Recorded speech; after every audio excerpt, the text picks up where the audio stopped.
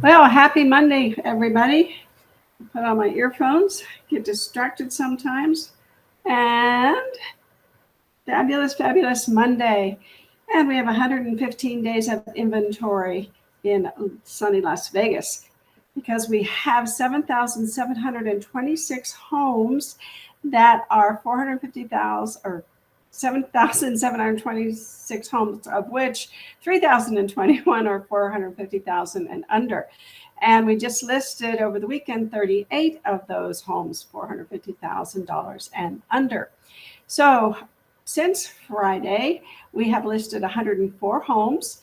You had 58 closings on Friday. And we have approximately 4.7 $1 million home sales every day still. Isn't that amazing? Yeah, last year we averaged out at 4.5, and we're a little bit ahead of that this year, 4.7, and way ahead of 2020, which was 1.69. Year to date, we have sold 31,622 homes. Now that's an average of 110 a day.